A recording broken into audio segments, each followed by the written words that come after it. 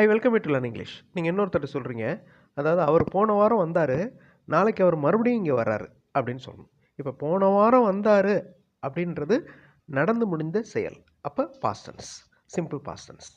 நாளைக்கு அவர் மறுபடியும் வர்றாரு அப்படிங்கிறது இனிமேல் நடக்க இருக்கிற செயல், அப்போ சிம்பிள் ஃபியூச்சர் டென்ஸ்.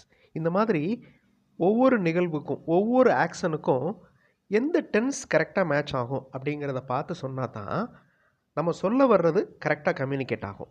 இல்லைன்னா அந்த டைம் வேறு மாதிரி மாறிடும். அவர் அப்படிங்கிறதுக்கு ஹீ, வர்றதுக்கு கம், அதனுடைய past form came. So he came here, ஹியர்னா இங்கே. He came here last week. இந்த லாஸ்ட் வீக் அப்படிங்கிற வார்த்தைகள் முன்னாடியே வரலாம். Last week he came here. இந்த போன வாரம் அவர் வந்தார், இந்த போன வாரம்ங்கிறதுக்கு நம்ம ஸ்ட்ரெஸ் கொடுக்குறோன்னு வச்சுக்கிறோம், இம்பார்ட்டன்ஸ் கொடுக்குறோம் அப்படின்னா அதை சென்டென்ஸோடைய ஸ்டார்டிங்கில் வச்சிடணும். அவர் வந்தார், இப்போ அவருக்கு இம்பார்ட்டன்ஸ் கொடுக்குறோம் அப்படின்னா ஹீ அப்படிங்கிற வார்த்தையை முன்னாடி கொண்டு வரணும். ஸோ கம் அப்படிங்கிற வேர்போட past tense came. He came here last week. நாளைக்கு அவர் மறுபடியும் இங்கு வர்றார். நாளை அப்படின்னாலே இனிமேல் நடக்க இருக்கிறது ஃப்யூச்சர் டென்ஸ். ஃப்யூச்சர் அப்படின்னு சொன்னாலே, அதாவது ஃப்யூச்சர் டென்ஸ் அப்படின்னு சொன்னாலே வில், ஷால், இந்த ரெண்டு வார்த்தைகளும் உங்களுக்கு ஞாபகத்துக்கு வரணும். He will come again tomorrow.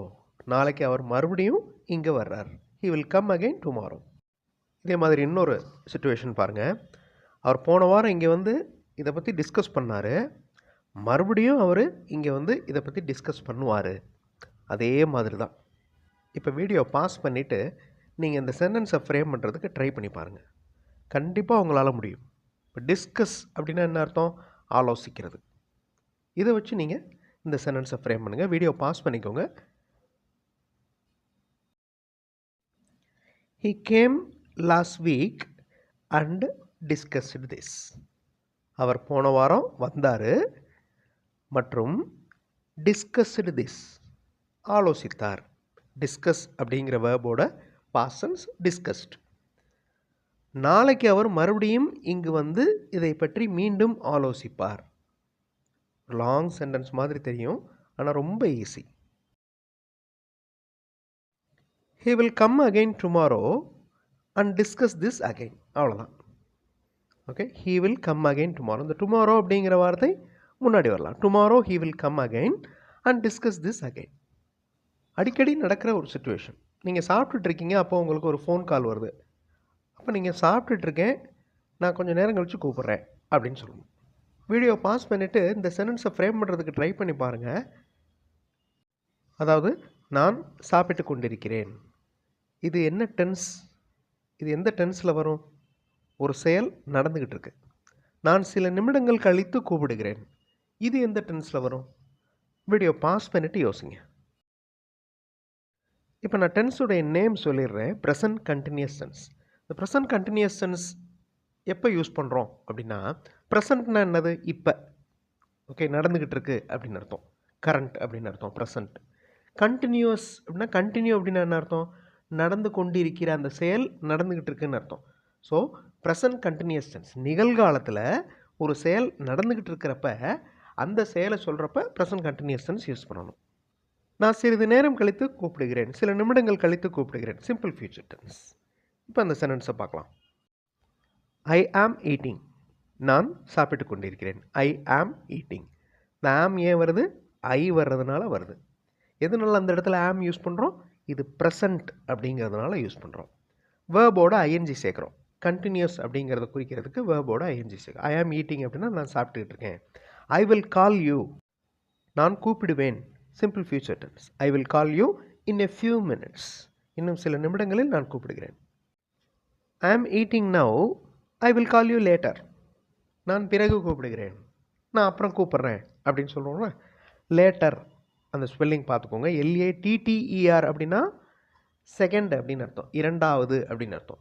LATER அப்படின்னா பிறகு, அப்புறம் கூப்பிட்றேன், கொஞ்சம் நேரம் கழிச்சு கூப்பிட்றேன். Okay, I will call you later.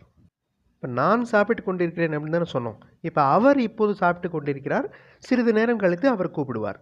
இந்த சென்டென்சஸை ஃப்ரேம் பண்ணுங்கள். வீடியோ பாஸ் பண்ணிவிட்டு. He is eating. I am eating. ஆம் வந்துச்சு, ஐ வந்திருக்கிறதுனால, இங்கே ஹீ இருக்கிறதுனால இஸ் வந்திருக்கு.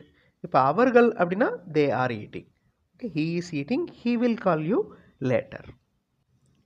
அவர் இப்போ இந்த பிரச்சனையை பற்றி பேசிகிட்டு இருக்கிறார், இந்த ப்ராப்ளம் பற்றி தான் பேசிகிட்டு இருக்கிறாரு. பேசி கொண்டிருக்கிறார் அப்படின்னாலே அந்த செயல் நடந்துக்கிட்டு இருக்குன்னு அர்த்தம். அப்போ ப்ரெசன்ட் கண்டினியூஸ் டென்ஸ். அவர் இந்த ப்ராப்ளமை தீர்ப்பார், இந்த பிரச்சனையை தீர்த்துருவார். Simple future tense. கொஞ்சம் நீங்கள் ட்ரை பண்ணிங்கன்னா கண்டிப்பாக உங்களால் சென்டென்சஸ் ஃப்ரேம் பண்ண முடியும். வீடியோ பாஸ் பண்ணிவிட்டு ஃப்ரேம் பண்ணுங்கள்.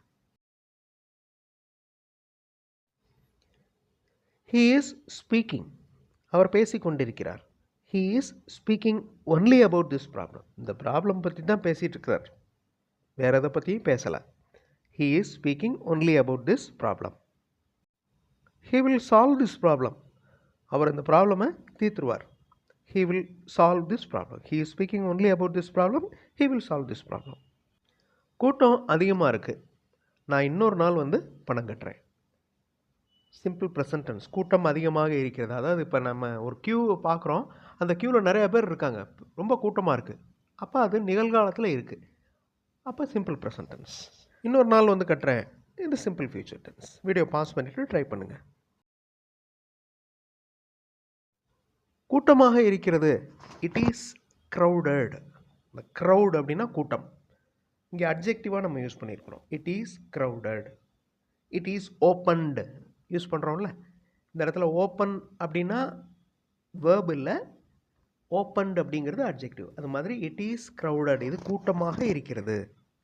There are more people in the queue. கியூவில் நிறைய பேர் நிற்கிறாங்க. There are more people in the queue. நான் இன்னொரு நாள் வந்து பணம் கட்டுறேன். I will come another day.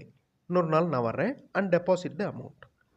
It is crowded, the queue is very long, there are more people in the queue, so I will come another day and deposit the amount. நான் ஏற்கனவே fees கட்டுறதுக்கு பணம் சேர்த்து வச்சுருக்கேன், அதனால் எனக்கு problem இல்லை. இதை நீங்கள் இன்னொருத்தட்ட சொல்லணும். நான் ஏற்கனவே ஃபீஸ் கட்டுவதற்கு பணம் சேர்த்து வைத்திருக்கிறேன். ஸோ ஆல்ரெடி நீங்கள் ஒரு செயல் செஞ்சிட்டீங்க, இப்போ அந்த செயல் செஞ்சு முடித்த ஸ்டேஜில் இருக்குது. இந்த மாதிரி இருக்கிற ஒரு விஷயத்தை ப்ரெசன்ட் பர்ஃபெக்ட் டென்ஸில் சொல்லணும். I have already saved money to pay the fees. இல்லைனா I have already saved money for the fees. ஃபீஸுக்காக நான் ஏற்கனவே சேர்த்து வச்சுருக்கிறேன். இந்த ஹாவ், சேவ்டு இந்த வார்த்தைகள் ப்ரெசன்ட் பர்ஃபெக்ட் டென்ஸை குறிக்குது. அதனால் எனக்கு எந்த ப்ராப்ளமும் இல்லை, இது simple present tense. So I do not have any problem. I have already saved money to pay the fees, so I don't have any problem. Next, அவர் ஏற்கனவே லீவ் பற்றி தகவல் சொல்லிட்டார், அதனால் அவர் இன்றைக்கி லீவில் இருக்கிறார். தகவல் சொல்லிட்டாரு அப்படிங்கிறது present perfect tense. Has informed இந்த வார்த்தைகளை யூஸ் பண்ணுங்கள். அதே மாதிரி அதனால் அவர் இன்றைக்கி லீவில் இருக்கிறார். அதனால் அப்படிங்கிறதுக்கு ஸோ, லீவில் இருக்கிறார், ஆன் லீவ் இந்த வார்த்தைகளை யூஸ் பண்ணி இந்த சென்டென்சஸை ஃப்ரேம் பண்ணி கமெண்ட்டில் ஆன்சர் பண்ணுங்கள். ட்ரை பண்ணுங்கள், கண்டிப்பாக உங்களால் முடியும். 2 வாக்கியங்களை கமெண்ட்டில் ஆன்சர் பண்ணுங்கள். அடுத்தடுத்த வீடியோஸில் இன்னும் நிறையா இன்ட்ரெஸ்டிங்கான சிச்சுவேஷன்ஸோடு பார்க்கலாம். Thanks for watching and thanks for your valuable comments.